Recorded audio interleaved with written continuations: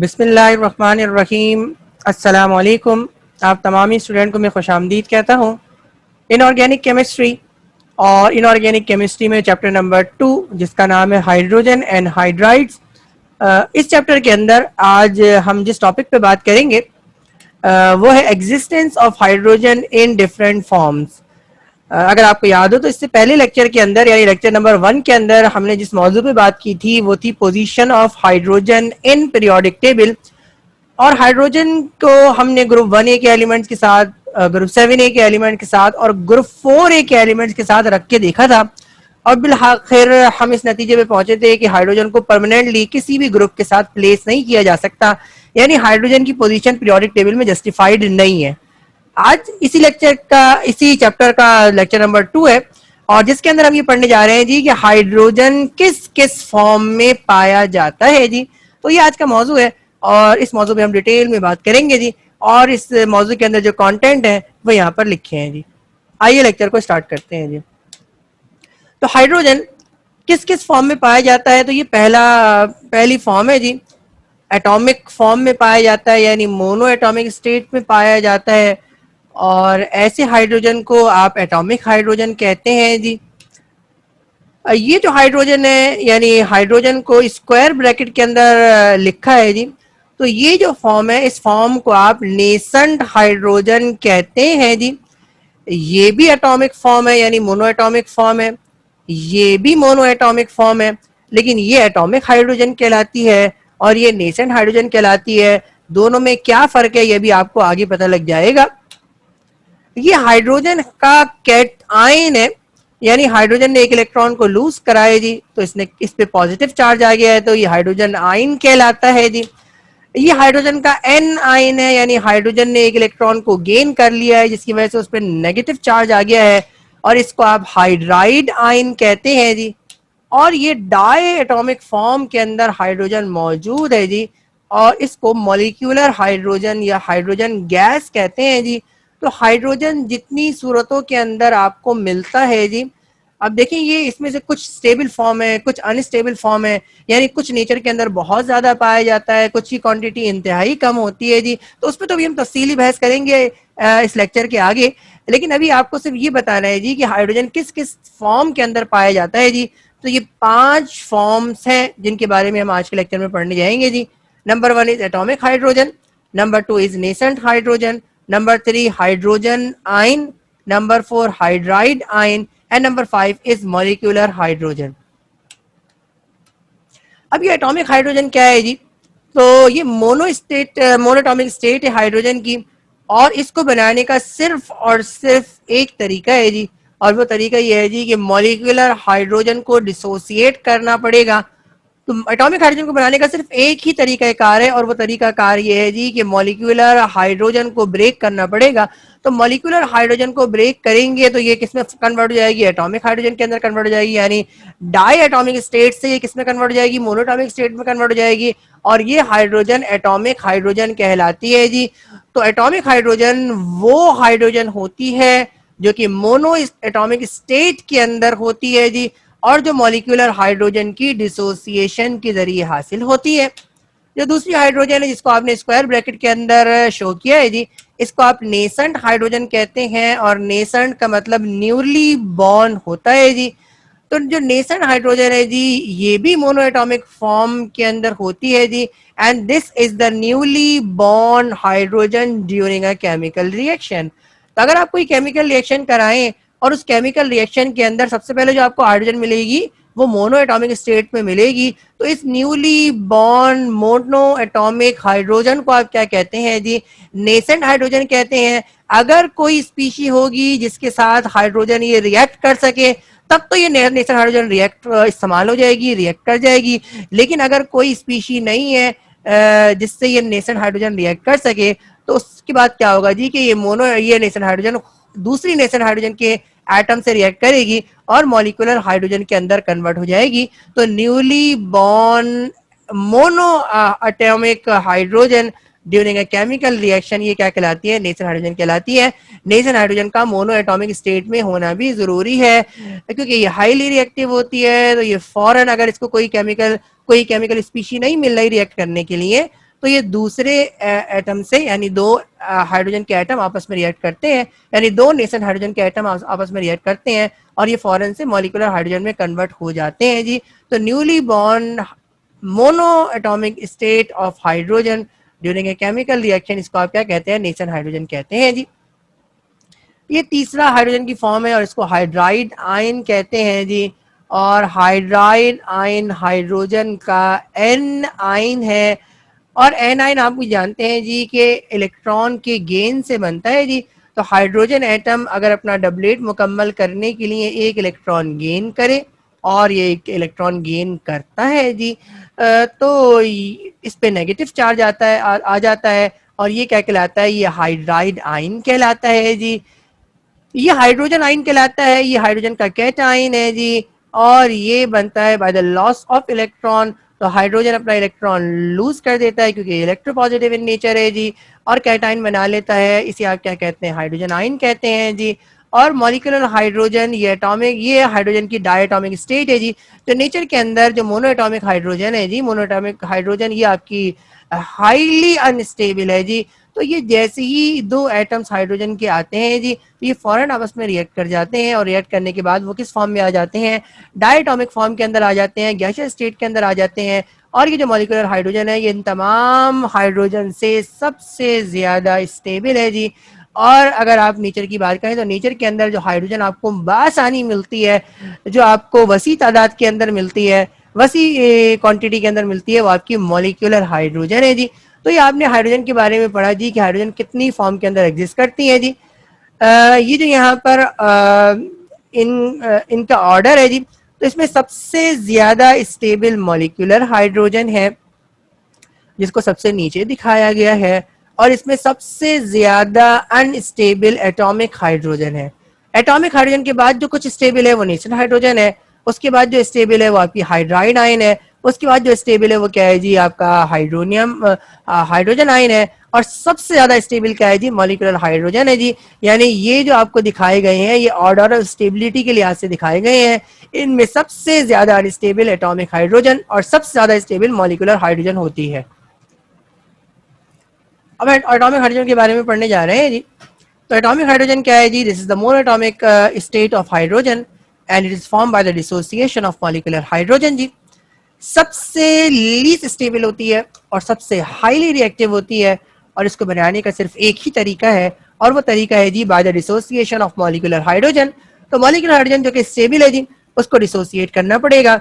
यकीनन डिसोसिएट करने के लिए आपको हाइड्रोजन यानी मॉलिक्यूलर हाइड्रोजन के अंदर हाइड्रोजन और हाइड्रोजन के दरमियान सिंगल कोवेलेंट बॉन्ड है, तो आपको बॉन्ड डिसोसिएशन एनर्जी देना पड़ेगी और बॉन्ड डिसोसिएशन एनर्जी के नतीजे में बॉन्ड ब्रेक होगा और बॉन्ड ब्रेक होने के बाद ये जो आपकी हाइड्रोजन है या जो मॉलिक्यूलर हाइड्रोजन है वो एटॉमिक हाइड्रोजन के अंदर कन्वर्ट हो जाएगी जी।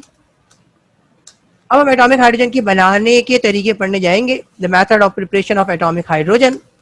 तो हाइड्रोजन को जिस तरह मैंने आपको भी बताया जी कि एटॉमिक हाइड्रोजन को बनाने का जो रूट है वो ये है जी कि मॉलिक्यूलर हाइड्रोजन से ही बनेगी। और दूसरी बात भी आपसे की मैंने जी कि मॉलिक्यूलर हाइड्रोजन को तोड़ना पड़ेगा, डिसोसिएट करना पड़ेगा, डिकम्पोज करना पड़ेगा। तो ये डिकम्पोज करने का या डिसोसिएट करने का पहला तरीका है जी और ये लिखा हुआ है by thermal decomposition of molecular hydrogen. यानी मॉलिक्यूलर हाइड्रोजन को जो आप तोड़ने जा रहे हैं इसको तोड़ने के लिए आप हीट का इस्तेमाल करें जी। तो मॉलिक्यूलर हाइड्रोजन को जब 5000 डिग्री सेंटीग्रेड तक हीट किया जाता है जी, this is too much temperature. इसका मतलब ये भी है जी कि high amount of energy is required to break the bond between hydrogen and hydrogen atoms. तो बॉन्ड डिसोसिएशन एनर्जी यानी जब इसको 5000 डिग्री सेंटीग्रेड तक हीट किया जाएगा तो बॉन्ड डिसोसिएशन एनर्जी जो कि 104 किलो कैलोरी पर मोल है जी, ये energy hydrogen molecular hydrogen attain करेगा और उसके नतीजे में हाइड्रोजन हाइड्रोजन का बॉन्ड ब्रेक हो जाएगा और एटॉमिक हाइड्रोजन आपको मिलेगी जी। ये इस रिएक्शन की इक्वेशन है जी। ये मॉलिक्यूलर हाइड्रोजन है, मॉलिक्यूलर हाइड्रोजन को आपने 5000 डिग्री सेंटीग्रेड तक हीट किया, 104 किलो कैलोरी पर मोल एनर्जी इसने अटेन की, बॉन्ड ब्रेक हुआ और मॉलिक्यूलर हाइड्रोजन एटॉमिक हाइड्रोजन के अंदर कन्वर्ट हो गया। इस बात का ख्याल रखिएगा जी कि टेम्परेचर अगर 5000 डिग्री सेंटीग्रेड तक मेंटेन रहेगा तो एटॉमिक हाइड्रोजन एग्जिस्ट करेगी, और जैसे ही टेम्परेचर इससे नीचे गिरेगा फौरन से एटॉमिक हाइड्रोजन मॉलिक्यूलर हाइड्रोजन के अंदर कन्वर्ट हो जाएगी। तो ये जो एटॉमिक हाइड्रोजन है ये स्टेबल सिर्फ और सिर्फ हाई टेम्परेचर पे है जी। अगर आप लो टेम्परेचर की बात करें तो लो टेम्परेचर पे कभी भी एटॉमिक हाइड्रोजन एग्जिस्ट नहीं कर सकती।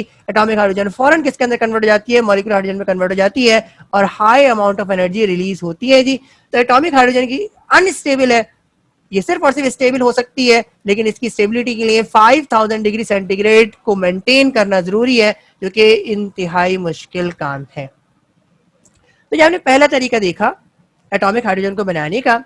मॉलिक्यूलर हाइड्रोजन से आपने एटॉमिक हाइड्रोजन को बनाया है और एटॉमिक मॉलिक्यूलर हाइड्रोजन को आपने डिकम्पोज किया है, और डिकम्पोज करने के लिए आपने हीटिंग का सहारा लिया है। मॉलिक्यूलर हाइड्रोजन को 5000 डिग्री सेंटीग्रेड तक हीट किया। हीट करने के नतीजे में इसने बॉन्ड डिसोसिएशन एनर्जी यानी 104 किलो कैलोरी पर मोल एनर्जी को अटेन किया और मॉलिक्यूलर हाइड्रोजन एटॉमिक हाइड्रोजन के अंदर कन्वर्ट हो गई। जो दूसरा तरीका है जी वो है जी by electrical dissociation of molecular hydrogen जी। अगर आप थर्मल डिकम्पोजिशन नहीं करना चाह रहे जी तो फिर आपको इलेक्ट्रिकल डिसोसिएशन करनी पड़ेगी, और इसके लिए क्या करना पड़ेगा जी, आपको इलेक्ट्रिकल डिस्चार्ज ये पास करना पड़ेगा मॉलिक्यूलर हाइड्रोजन में से, और मॉलिक्यूलर हाइड्रोजन में से जो आप इलेक्ट्रिकल डिस्चार्ज को पास करेंगे जी तो इसकी क्वांटिटी को रिड्यूस करना पड़ेगा, यानी इस गैस के प्रेशर को रिड्यूस करना पड़ेगा, यानी मॉलिक्यूल्स को आपको कम से कम करना पड़ेगा। तो प्रेशर को रिड्यूस करते हैं और 1 millimetre to 0.1 millimetre of mercury तक आप पहुंच जाते हैं, यानी मॉलिक्यूल्स की क्वांटिटी को बहुत कम कर देते हैं, जिसकी वजह से मॉलिक्यूल्स के दरमियान डिस्टेंस बढ़ जाता है। और जब आप इलेक्ट्रिकल डिस्चार्ज अप्लाई करते हैं तो मॉलिक्यूलर हाइड्रोजन एटॉमिक हाइड्रोजन के अंदर कन्वर्ट हो जाती है जी।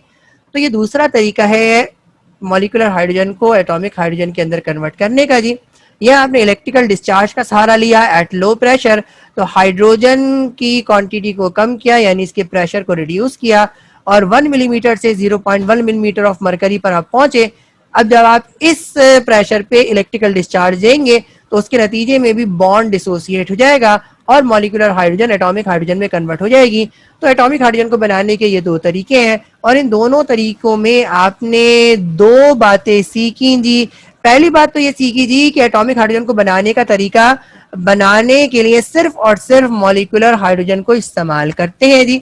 और दूसरी बात सीखी जी कि किसी ना किसी तरीके से आपने मॉलिक्यूलर हाइड्रोजन के बॉन्ड को ब्रेक करना है। पहला तरीका जो आपने सीखा वो तरीका सीखा आपने कि थर्मल डिकम्पोजिशन के जरिए आप कर सकते हैं, यानी आप इसको 5000 डिग्री सेंटीग्रेड तक हीट करें तो ये बॉन्ड ब्रेक हो जाएगा। और दूसरा तरीका आपने ये सीखा जी कि लो प्रेशर पर अगर आप इलेक्ट्रिकल डिस्चार्ज देंगे तब भी ये बॉन्ड ब्रेक हो जाएगा और मॉलिक्यूलर हाइड्रोजन एटॉमिक हाइड्रोजन की फॉर्म में कन्वर्ट हो जाएगी। तो ये हमने एटॉमिक हाइड्रोजन को बनाने का तरीके पढ़े। अब हम एटॉमिक हाइड्रोजन की केमिकल प्रॉपर्टीज को पढ़ने जा रहे हैं जी कि एटॉमिक हाइड्रोजन किस किस तरीके से रिएक्ट करता है जी। तो ये पहला रिएक्शन है जी, और ये रिएक्शन है हाइड्रोजन का एलिमेंट्स के साथ। तो एलिमेंट्स के साथ मोनोएटॉमिक हाइड्रोजन डायरेक्टली कंबाइन हो जाता है और इसके नतीजे में आपको एडिशनल प्रोडक्ट मिलती है जी। तो ग्रुप 5A के एलिमेंट्स इसका रिएक्शन करा के देखते हैं जी। तो ग्रुप 5A के अंदर फास्फोरस जो कि मोनोएटॉमिक फॉर्म के अंदर होता है, इससे जब एटॉमिक हाइड्रोजन रिएक्ट करता है तो इसके नतीजे में आपको जो एडिशन प्रोडक्ट मिलती है उसको फॉस्फीन कहते हैं जी। नाइट्रोजन क्योंकि मॉलिक्यूलर फॉर्म के अंदर होती है, गैसियस स्टेट के अंदर होती है, ये भी 5A का मेंबर है जी। तो नाइट्रोजन के रिएक्शन अगर आप हाइड्रोजन से कराएंगे तो इसके नतीजे में आपको जो एडिशन प्रोडक्ट मिलेगी वो अमोनिया कहलाती है। ग्रुप 6A की बात करें तो ऑक्सीजन के साथ अगर हाइड्रोजन का रिएक्शन करवाया जाए तो इसके नतीजे में आपको हाइड्रोजन परऑक्साइड मिलती है जी। और अगर सल्फर के साथ इसका रिएक्शन करवाया जाए तो इसके नतीजे में आपको हाइड्रोजन सल्फाइड मिलेगी। ग्रुप 7A के एलिमेंट से बात करें तो क्लोरीन के साथ अगर हाइड्रोजन का रिएक्शन करवाया जाएगा तो हाइड्रोक्लोरिक एसिड मिलेगा, जबकि ब्रोमीन के साथ रिएक्शन करवाया जाएगा तो हाइड्रोजन ब्रोमाइड मिलेगा। ये दूसरे किस्म के रिएक्शन है, और यहाँ पर हम हाइड्रोजन के रिएक्शन मेटल ऑक्साइड से करवाएंगे जी। और अगर हाइड्रोजन का रिएक्शन यानी एटॉमिक हाइड्रोजन का रिएक्शन मेटल ऑक्साइड से करवाया जाएगा तो इसके नतीजे में पहली चीज तो आपको मेटल मिलेगा एलिमेंटल फॉर्म के अंदर, और जो ऑक्साइड है मेटल के साथ उसके साथ हाइड्रोजन रिएक्ट करेगा और उसके नतीजे में आपको वाटर मिलेगा। तो इसकी इक्वेशंस को जरा गौर से देखिएगा जी। तो क्यूप्रस ऑक्साइड ने किसके साथ रिएक्ट किया, एटॉमिक हाइड्रोजन के साथ रिएक्ट किया। इसके नतीजे में हाइड्रोजन ने ऑक्सीजन के साथ रिएक्ट किया और उसके नतीजे में आपको क्या मिला जी, वाटर मिला। और ये जो कॉपर ऑक्साइड था इसमें से कॉपर क्या हो गया, ये एलिमेंटल फॉर्म के अंदर आ गया। तो कॉपर ऑक्साइड में से कॉपर क्या हो गया, मेटल की फॉर्म में कन्वर्ट हो गया, एलिमेंटल स्टेट के अंदर चला गया, और हाइड्रोजन ने ऑक्सीजन के साथ रिएक्ट करके क्या बनाया, वाटर बनाया। इसी तरह ये टंगस्टन ऑक्साइड है, तो जब टंगस्टन ऑक्साइड का रिएक्शन आपने किससे करवाया, वाटर हाइड्रोजन से करवाया, यानी एटॉमिक हाइड्रोजन से करवाया, तो हाइड्रोजन ने ऑक्सीजन के साथ रिएक्ट किया और उसके नतीजे में आपको वाटर मिला। और ये जो टंगस्टन मेटल है ये एलिमेंटल फॉर्म के अंदर, एलिमेंटल टंगस्टन के अंदर कन्वर्ट हो गया जी। तो ये दूसरे किस्म की रिएक्शन है जी। और यहाँ पर आपने क्या देखा जी कि एटॉमिक हाइड्रोजन का रिएक्शन अगर मेटल ऑक्साइड से करवाया जाएगा तो उसके नतीजे में आपको मेटल एलिमेंटल फॉर्म के अंदर मिल जाएगा और water as a byproduct आपको मिलेगी। ये तीसरे किस्म की रिएक्शन है और एटॉमिक हाइड्रोजन का रिएक्शन आप मेटल हैलाइड से करवाने जा रहे हैं जी। तो जब एटॉमिक हाइड्रोजन का रिएक्शन मेटल हैलाइड से किया कराया जाएगा तो उसके नतीजे में भी मेटल आपको एलिमेंटल फॉर्म के अंदर मिलेगा और हाइड्रोजन हैलोजन के साथ रिएक्ट करेगा और उसके नतीजे में आपको हैलोजन एसिड मिलेगा। इक्वेशंस पे जरा गौर कीजिएगा। सिल्वर क्लोराइड का रिएक्शन एटॉमिक हाइड्रोजन के साथ करवाया गया है जी। तो हाइड्रोजन इस हैलोजन के साथ रिएक्ट किया हाइड्रोजन ने और इसके नतीजे में आपको हैलोजन एसिड यानी हाइड्रोक्लोरिक एसिड मिला और सिल्वर एलिमेंटल फॉर्म के अंदर यानी मेटेलिक फॉर्म के अंदर कन्वर्ट हो गया। और इसी तरह कॉपर क्लोराइड है जी, इसका रिएक्शन जब आपने हाइड्रोजन के साथ करवाया तो हाइड्रोजन ने इस क्लोरीन के साथ रिएक्ट किया और हाइड्रोक्लोरिक एसिड के अंदर कन्वर्ट हो गया और कॉपर एलिमेंटल फॉर्म के अंदर यानी कॉपर मेटेलिक फॉर्म के अंदर कन्वर्ट हो गया जी। तो ये कुछ रिएक्शंस हैं जी जो आपने देखे जी। अब हम जो जिस मौजू पे बात करने जा रहे हैं वो है जी स्टेबिलिटी ऑफ एटॉमिक हाइड्रोजन जी। और एटॉमिक हाइड्रोजन के बारे में आपको अच्छी तरीके से मालूम है जी कि एटॉमिक हाइड्रोजन लीस्ट स्टेबल है जी। मॉलिक्यूलर हाइड्रोजन की डिसोसिएशन से ये हासिल होती है जी। और मॉलिक्यूलर हाइड्रोजन को जब आप 5000 डिग्री सेंटीग्रेड तक हीट करते हैं जी तो इसके नतीजे में 104 किलो कैलोरी पर मोल ये एनर्जी हासिल होती है और इस एनर्जी को एब्जॉर्ब करने के बाद इस हाइड्रोजन का बॉन्ड ब्रेक होता है जी और एटॉमिक हाइड्रोजन के अंदर ये कन्वर्ट हो जाता है। इसका मतलब ये है जी कि अगर आप एनर्जी प्रोफाइल डायग्राम की बात करें जी तो एटॉमिक हाइड्रोजन यानी मॉलिक्यूलर हाइड्रोजन और एटॉमिक हाइड्रोजन की एनर्जी का फर्क देखें जी तो मॉलिक्यूलर हाइड्रोजन के मुकाबले में एटॉमिक हाइड्रोजन की एनर्जी 104 किलो कैलोरी पर मोल ज्यादा है जी। और वो स्पीशी जिसकी एनर्जी ज्यादा होती है जी वो अनस्टेबल होती है और जिसकी एनर्जी कम होती है वो क्या होती है, वो स्टेबल होती है जी। तो यहाँ से अब आपको एनर्जी प्रोफाइल डायग्राम से ये बात वाजे हो गई है जी कि ये जो रिएक्शन है मॉलिक्यूलर हाइड्रोजन का एटॉमिक हाइड्रोजन में कन्वर्ट होना ये एंडोथर्मिक रिएक्शन है और मॉलिक्यूलर हाइड्रोजन 104 किलो कैलोरी पर मोल एनर्जी एब्जॉर्ब करके मॉलिक्यूलर एटॉमिक हाइड्रोजन के अंदर कन्वर्ट होता है। यानी एटॉमिक हाइड्रोजन की एनर्जी ज्यादा है मॉलिक्यूलर हाइड्रोजन से और सिर्फ ज्यादा नहीं बहुत ज्यादा है जी। इसलिए एटॉमिक हाइड्रोजन अनस्टेबल है जी जबकि मॉलिक्यूलर हाइड्रोजन ये स्टेबल फॉर्म है हाइड्रोजन की। एटॉमिक हाइड्रोजन की प्रॉपर्टीज को डिस्कस करने जा रहे हैं। तो एटॉमिक हाइड्रोजन हाईली रिएक्टिव होती है और हाईली रिएक्टिव होने की वजह यह है कि ये अनस्टेबल होती है जी। और इसको बनाने का सिर्फ एक ही तरीका है और वो तरीका है जी मॉलिक्यूलर हाइड्रोजन की डिकम्पोजिशन से बनती है और मॉलिक्यूलर हाइड्रोजन उस वक्त एटॉमिक हाइड्रोजन के अंदर कन्वर्ट होता है कि जब इसको 104 किलो कैलोरी पर मोल एनर्जी मिल जाए। और ये हासिल करने के लिए आपको इसे 5000 डिग्री सेंटीग्रेड तक हीट करना पड़ता है या इसकी प्रेशर को रिड्यूस करके इसमें से इलेक्ट्रिकल डिस्चार्ज को गुजारना पड़ता है। ये दो तरीके हैं मॉलिक्यूलर हाइड्रोजन से एटॉमिक हाइड्रोजन को बनाने के। और हाई एनर्जी होने की वजह से एटॉमिक हाइड्रोजन अनस्टेबल भी होती है और हाईली रिएक्टिव भी होती है। एटॉमिक हाइड्रोजन की यूजेस पे बात करेंगे जी और ये यूज अब आपके सामने है जी। और ये लिखा हुआ है जी कि एटॉमिक हाइड्रोजन टॉर्च के लिए यानी जो वेल्डिंग के अंदर टॉर्च इस्तेमाल होती है उसके अंदर इसे इस्तेमाल किया जाता है।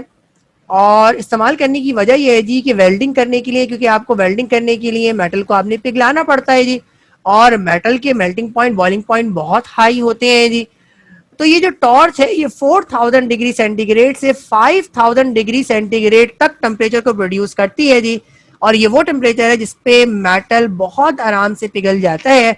इसका मतलब ये है जी कि एटॉमिक हाइड्रोजन के टॉर्च के तौर पर इस्तेमाल किया जाता है जी। और इसे एल्युमिनियम के एलॉयज और क्रोमियम और स्टील की एलॉयज की वेल्डिंग के लिए इस्तेमाल किया जाता है। अब ये वर्क कैसे करता है जी, तो इस पे हम बात करने जा रहे हैं जी। तो जब हाइड्रोजन को, अब देखिए एटॉमिक हाइड्रोजन को, तो एटॉमिक हाइड्रोजन तो आपकी अनस्टेबल है जी, और अनस्टेबल है, इसलिए इसको स्टेबलाइज करने के लिए इतना टेम्परेचर देना पड़ेगा। इतना टेम्परेचर प्रोड्यूस कैसे होता है और ये एटॉमिक हाइड्रोजन टॉर्च वर्क कैसे करती है, अब इसे आप पढ़ने जा रहे हैं जी। तो होता क्या है जी, हाइड्रोजन गैस को जब इलेक्ट्रिकल आर्क से गुजारा जाता है जी, ये टंगस्टन की रॉड्स होती हैं और इस टंगस्टन की रॉड्स के बीच में इलेक्ट्रिकल पोटेंशियल अप्लाई किया जाता है जी, और हाइड्रोजन की गैस को जब इस हाई पोटेंशियल से इलेक्ट्रिकल आर्क से गुजारा जाता है जी, तो हाइड्रोजन गैस एटॉमिक हाइड्रोजन के अंदर कन्वर्ट हो जाती है जी। तो जैसे ही एटॉमिक हाइड्रोजन के अंदर कन्वर्ट होगी जी, तो इसका मतलब है इलेक्ट्रिकल आर्क के नतीजे में इसको इतनी एनर्जी मिल जाती है जी कि एटॉमिक हाइड्रोजन के अंदर, मॉलिक्यूलर हाइड्रोजन एटॉमिक हाइड्रोजन के अंदर कन्वर्ट हो जाए। अब उसके बाद क्या होता है जी, क्योंकि रूम टेम्परेचर पे काम हो रहा है जी, तो एटॉमिक हाइड्रोजन कंबाइन होती है और दोबारा से मॉलिक्यूलर हाइड्रोजन में कन्वर्ट हो जाती है, और जब एटॉमिक हाइड्रोजन मॉलिक्यूलर हाइड्रोजन में कन्वर्ट होती है तो ये 104 किलो कैलोरी पर मोल एनर्जी रिलीज करेगी, जिसके नतीजे में टेम्परेचर 5000 डिग्री सेंटीग्रेड तक पहुंच जाता है, और जिस मेटल पे अप्लाई किया जाता है वो मेटल इस टेम्परेचर पे क्या हो जाता है, वेल्ड हो जाता है जी। तो हुआ क्या है जी कि एटॉमिक हाइड्रोजन को आपने सीखा क्या कि एटॉमिक हाइड्रोजन को डायरेक्टली इस्तेमाल नहीं किया जाता, यानी एटॉमिक हाइड्रोजन टॉर्च के अंदर एटॉमिक हाइड्रोजन डायरेक्टली इस्तेमाल नहीं हो रही, बल्कि इनडायरेक्टली इस्तेमाल हो रही है। मॉलिक्यूलर हाइड्रोजन को टंगस्टन की रॉड्स के बीच में से इलेक्ट्रिकल आर्क गुजार के पहले एटॉमिक हाइड्रोजन के अंदर कन्वर्ट किया जाता है। ये एटॉमिक हाइड्रोजन रूम टेम्परेचर पे जैसे ही बनती है जी, ये फौरन से क्या होती है, कंबाइन होती है, और कंबाइन होने के बाद मॉलिक्यूलर हाइड्रोजन में कन्वर्ट हो जाती है। जब एटॉमिक हाइड्रोजन मॉलिक्यूलर हाइड्रोजन में कन्वर्ट होती है तो ये रिएक्शन एक्सोथर्मिक इन नेचर होता है, और इसके नतीजे में 104 किलो कैलोरी पर मोल एनर्जी रिलीज होती है, जिसके नतीजे में टेम्परेचर 5000 डिग्री सेंटीग्रेड तक बढ़ जाता है, जो किसी भी एलॉय को पिघलाने के लिए काफी होता है। तो मॉलिक्यूलर हाइड्रोजन को इनडायरेक्टली एटॉमिक हाइड्रोजन के अंदर कन्वर्ट करते हैं, और एटॉमिक हाइड्रोजन फिर से मॉलिक्यूलर हाइड्रोजन के अंदर कन्वर्ट हो जाती है, और इस प्रोसेस के नतीजे में हाई एनर्जी रिलीज होती है, जिसकी वजह से टेम्परेचर बढ़ जाता है और 4000 से 5 डिग्री सेंटीग्रेड तक टेम्परेचर अटेन होता है। और इसी तरीके कार से जो आपकी जो हाइड्रोजन है उसको वेल्डिंग के लिए टॉर्च के तौर पर इस्तेमाल किया जाता है।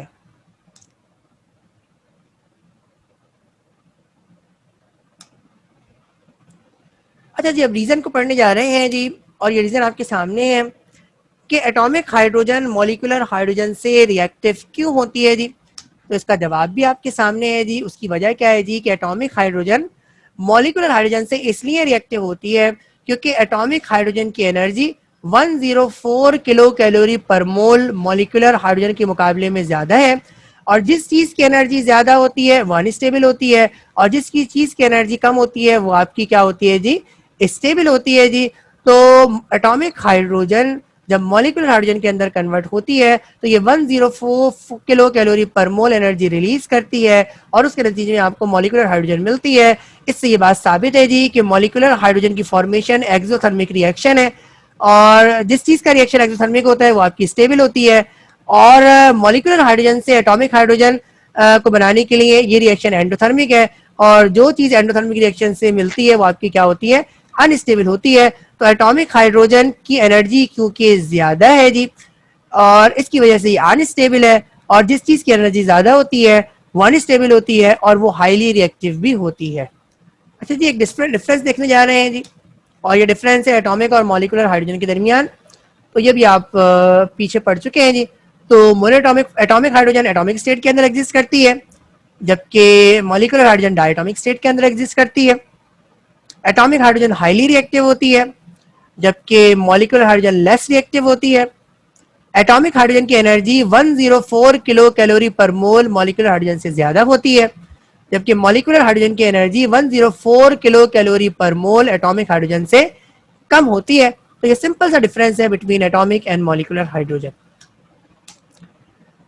अब हम आइसोटोप्स ऑफ हाइड्रोजन को डिस्कस करेंगे जी, क्योंकि हाइड्रोजन भी मोनोएटॉमिक स्टेट के अंदर होते हैं और हम एटॉमिक हाइड्रोजन की बात करने जा रहे हैं। तो इसी टॉपिक के अंदर हम आइसोटोप्स हाइड्रोजन के पढ़ने जा रहे हैं। तो सबसे पहले तो ये देखेंगे जी कि आइसोटोप्स होते क्या हैं जी। सो आइसोटोप्स होते हैं सेम एलिमेंट्स के, वो तमाम के तमाम एलिमेंट जिनका एटॉमिक नंबर सेम हो लेकिन मास नंबर डिफरेंट हो, वो आपके आइसोटोप्स कहलाते हैं जी।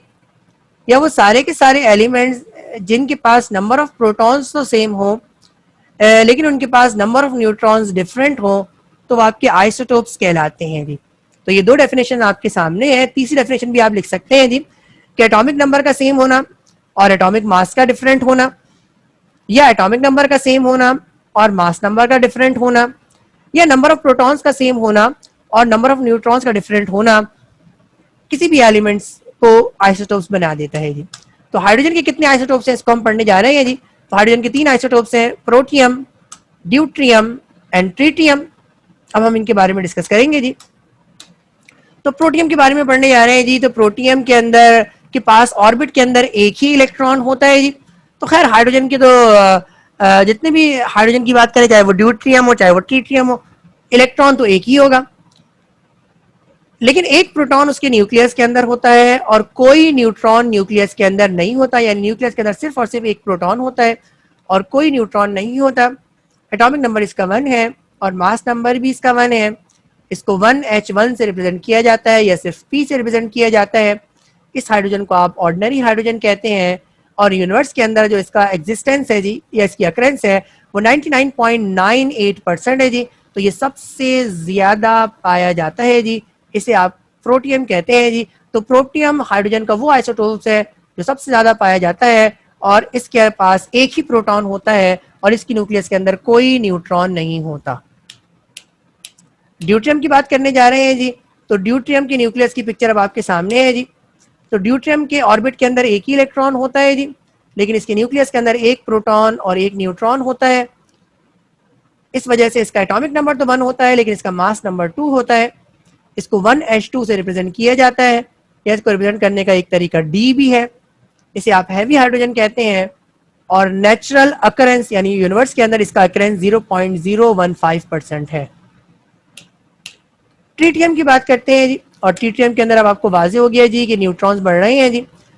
ऑर्बिट के अंदर तो एक ही इलेक्ट्रॉन होता है, प्रोटॉन भी न्यूक्लियस के अंदर एक ही होता है, लेकिन न्यूक्लियस के अंदर न्यूट्रॉन्स की तादाद 2 होती है।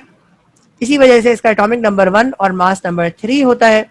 इसे 1H3 से रिप्रेजेंट करते हैं या T से रिप्रेजेंट किया जाता है। ये अनस्टेबल और रेडियो एक्टिव इन नेचर होता है और नेचुरल अकरेंस इसकी बहुत कम है जी, इसे नेग्लेक्ट कर सकते हैं। और 4 एक्सपोनेंट 10⁻⁻15% नेचुरल अकरेंस है इसकी। इन तीनों के दरमियान डिफरेंस पढ़ने जा रहे हैं और यहाँ से अब आपको कंपैरिजन करना आपको आसान हो जाएगा जी। तो एक प्रोटॉन है, इन तीनों के अंदर एक ही प्रोटॉन है जी, लेकिन प्रोटियम के अंदर कोई न्यूट्रॉन नहीं है, जबकि ड्यूट्रियम के अंदर एक न्यूट्रॉन है और ट्रीटियम के अंदर 2 न्यूट्रॉन्स हैं। एटॉमिक नंबर तीनों का 1 है, लेकिन प्रोटियम का एटॉमिक मास नंबर 1 है, ड्यूट्रियम का मास नंबर 2 है, ट्रीटियम का मास नंबर 3 है। तो 1H1 से इसको रिप्रेजेंट किया जाता है प्रोटियम को, 1H2 से रिप्रेजेंट किया जाता है ड्यूट्रियम को और 1H3 से रिप्रेजेंट किया जाता है ट्रीटियम को। प्रोटियम को ऑर्डिनरी हाइड्रोजन कहते हैं, ड्यूट्रियम को हैवी हाइड्रोजन कहते हैं, जबकि ट्रीटियम रेडियो एक्टिव हाइड्रोजन कहलाता है। तो ये चारों डिफरेंस सामने देखे। अब हम एक रीजन पढ़ने जा रहे हैं जी और लिखा हुआ है जी कि D2O यानी ड्यूट्रियम ऑक्साइड को हैवी वाटर क्यों कहते हैं। क्योंकि आप ये जानते हैं कि H2O तो वाटर कहलाता है, लेकिन D2O ये हैवी वाटर कहलाता है। तो इसकी वजह क्या है जी?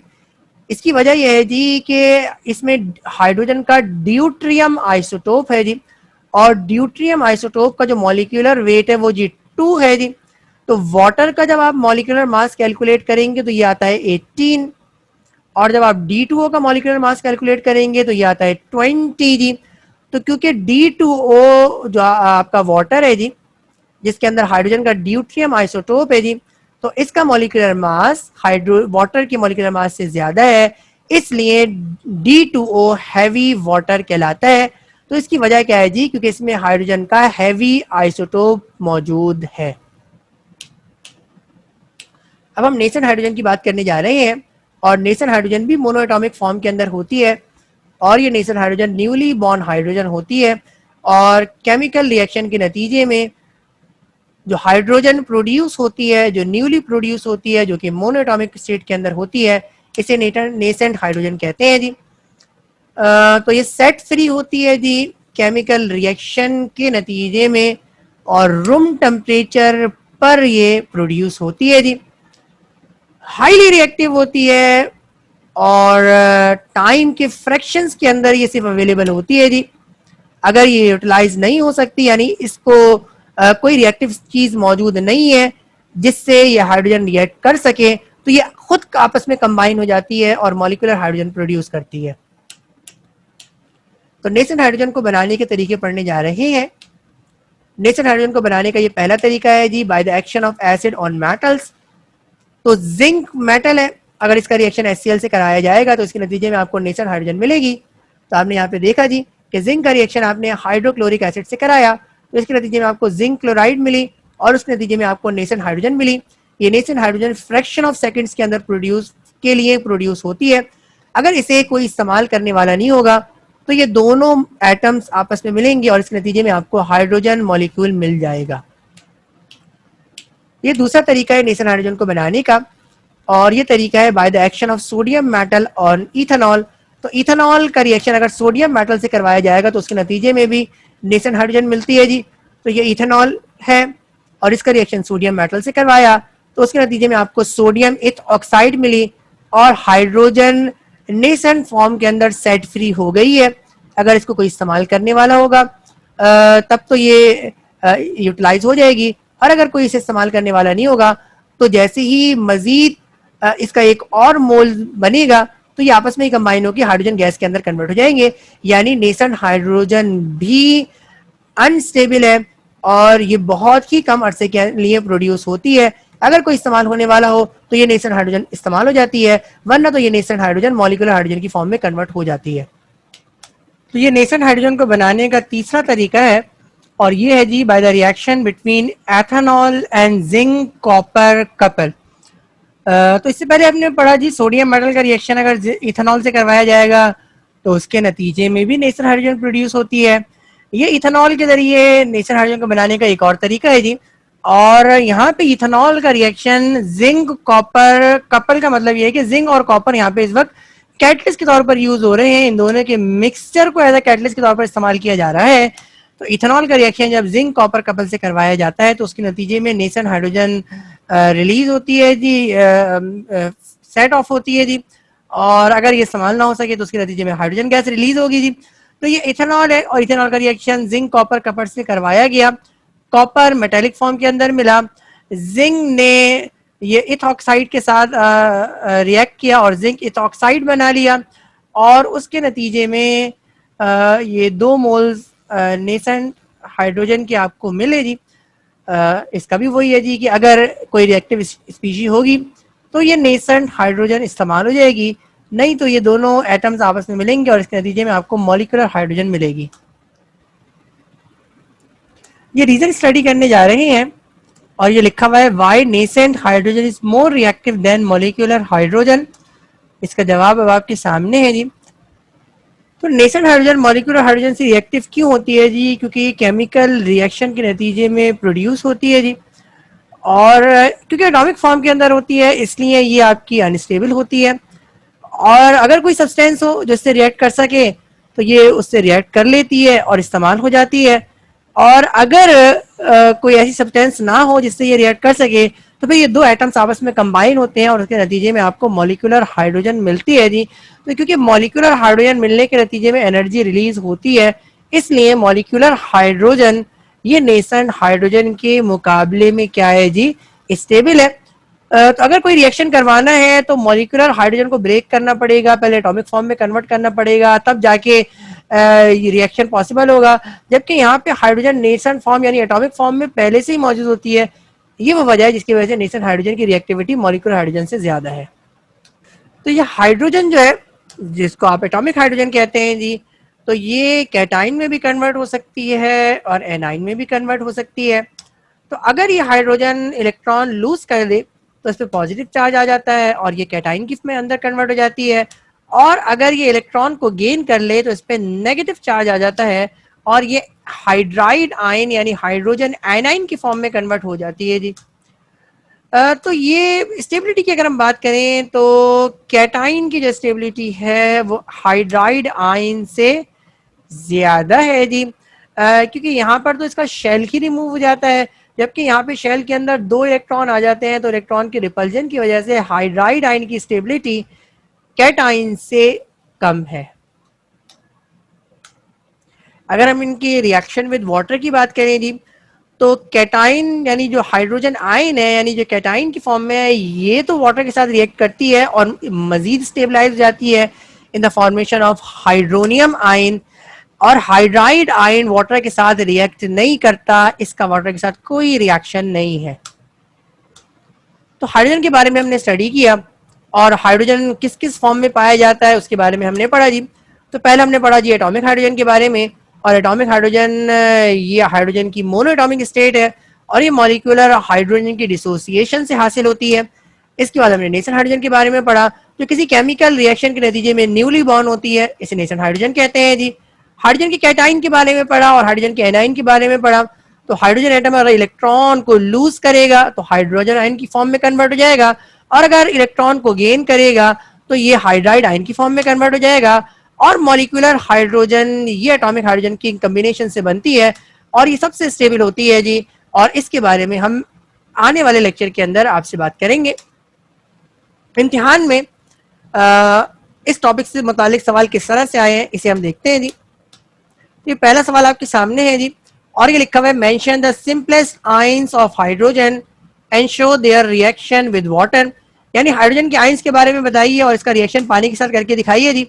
तो हाइड्रोजन के जो सिंपलेस्ट आयन है वो तो कैटाइन है जिसको आप प्रोटॉन भी कहते हैं, और हाइड्रोजन एन आयन है जिसको आप हाइड्राइड आयन भी कहते हैं।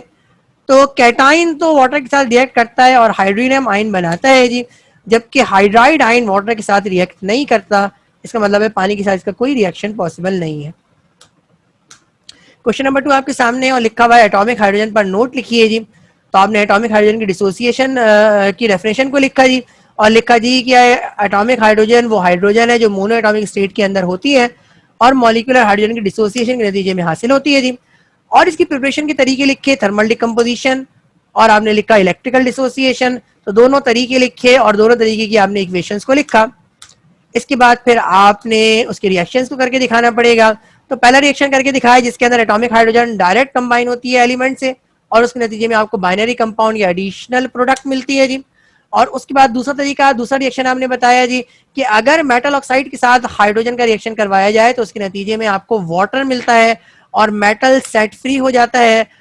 और तीसरा भी आप लिख सकते थे, अगर ना लिखें तो भी कोई हर्ज नहीं है क्योंकि ये दो मेन रिएक्शन आपने लिख दिए जी।